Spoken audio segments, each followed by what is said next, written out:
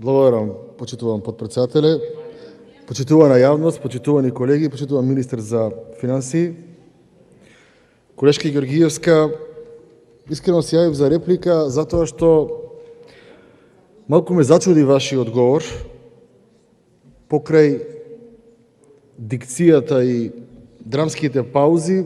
Имавме чувство како да зборуваме за некој друг буџет, како да не зборуваме за овој конкретен буџет, како да имаме листа на желби и неколку пати кажавте треба овака да биде, треба да така да биде, треба стратегија да направиме, за не знам, план требало да направиме, треба колешки.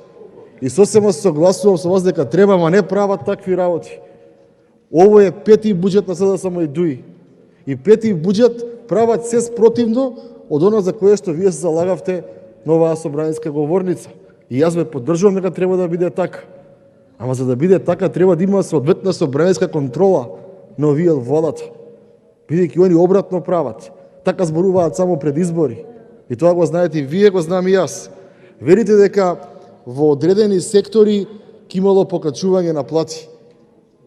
Во сите министерства се покачени платите, во сите министерства ставка разни трансфери е покачена, во сите министерства договорни услуги се покачени и во сите министерства привремени вработувања се покачени. И тоа не се продуктивни трошкови, го зборуваме повеќе од 2 недели. Велите, ќе има соодветна поддршка на приватниот сектор. Треба да има, ама нема. А и тоа што Светска банка вели дека загрижува приватниот сектор во Македонија.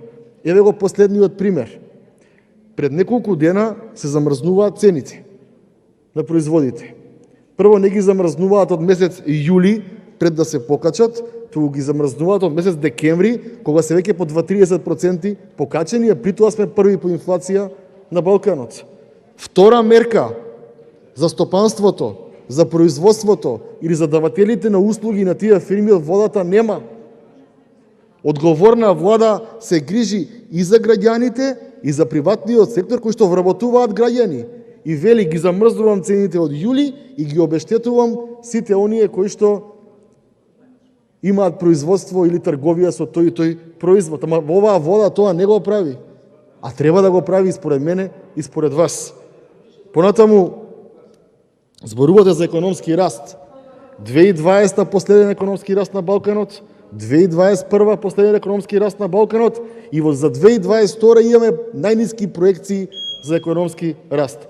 Така што, почитувана колешке, добри се вашите заложби, јас сум на тој став, но овие кои што вие ги поддржувате, очигледно имаат спротивни заложби од она кое што јас и вие се залагаме и го зборуваме од оваа говорница. Благодарам.